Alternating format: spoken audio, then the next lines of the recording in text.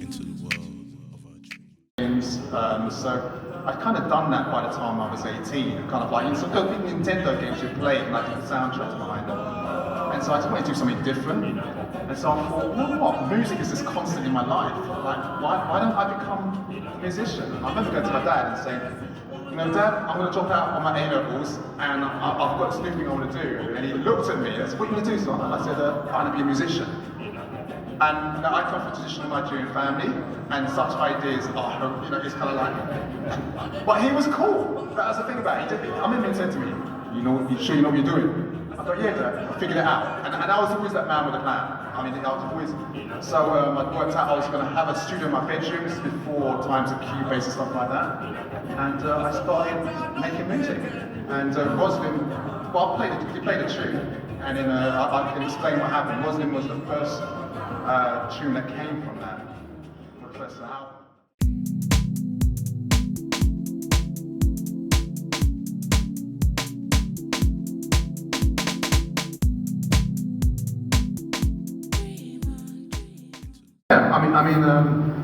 It's interesting. At that time, you've got to remember the late 80s when I was doing this stuff. We were kind of like just after some of the uprisings across the UK. So you had the Brixton riots, top stuff like that. It's 85, 80, we were towards 87, 89. And so I wasn't politically conscious at the time. So I was aware there's stuff, I was aware the world wasn't a very nice place, but I didn't kind of understand it.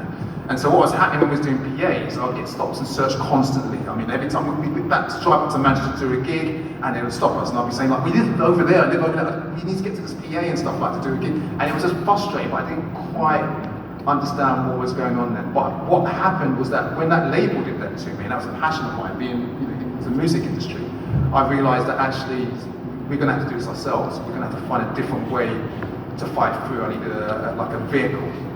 So the next tune's called Thunderbirds All Over. Oh God, yeah. Tell us about the vehicle. You want me to tell you about it? Come on. Okay. What was the inspiration behind the tune? I feel like knowing you as someone who loves sci-fi, like there's a lot of like tones of imagination in there. I think it's important. Even in the days, I remember I couldn't afford a sampler, so there was these little sample pedals that guitarists used to have and stuff like that. You could take like a 5-second sample and you could trigger it off on the drum machine. And so this is probably too much technical stuff again, but it wasn't designed to sample music, and I was just putting things together just to make it work. But that was, like I said, that was. For me, that was much more about, like you say, Ubuntu. It was just about people recognizing that. Where the ravers in the house? Hey, come on, make a little noise.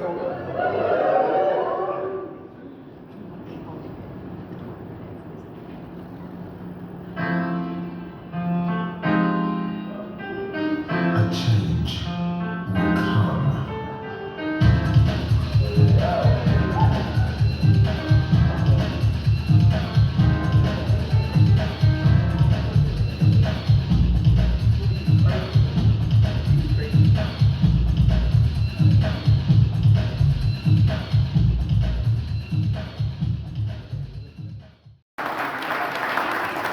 Dim the lights a little bit.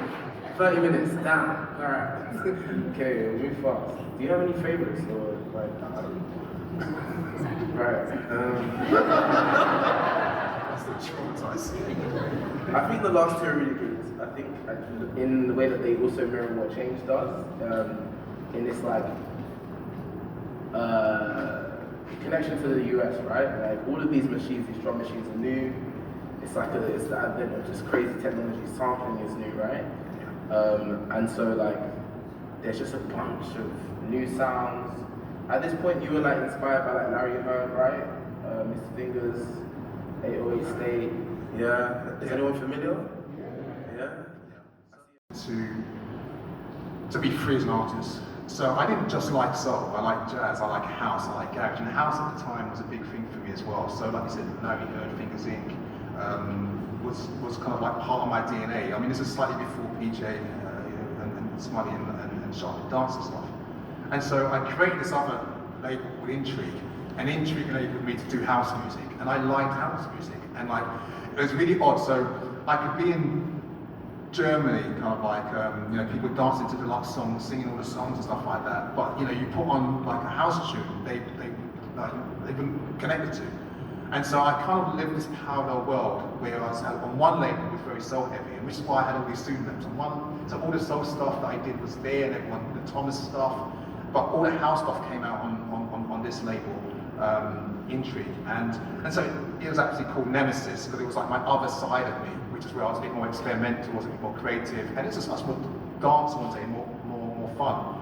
And part of it, from a geeky point of view, is like I was known for my 808 beats. So like the projection tunes 808, you know, like no question, no answers, all 808 stuff.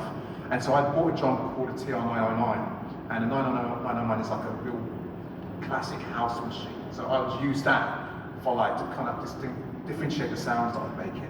And I released quite a lot of tunes, but there was one in particular called After the Storm, which I released. And again, it's very experimental, and that was the fun of the label, because we weren't looking to be hits, commercial hits. What happens is that sometimes I would do something, I'd just be having fun in the studio, and it would just blow up. It would just like all of a sudden I'm getting calls from all over the world and stuff, and people want to license it. And I don't really understand why. It's just that I was in a good mood that day. I went into the studio, me and Sean were messing around. I'm playing this tune, I've got a bass line, and that's it. And this was just one of them, I guess.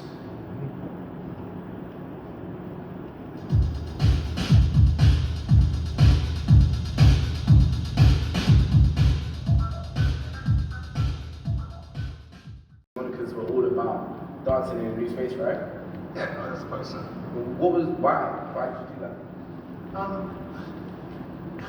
The world was a hard place. I mean, I'm joking and I'm laughing and smiling about stuff here, but it was pretty tough. It's like I didn't quite understand racism. I don't want to bring it on a downer, but it impacted me every single day. And the only place I was free was in making music. And my family, my music family, was sanctuary. I mean, I know there's Gary Burt's music is my sanctuary, but it literally was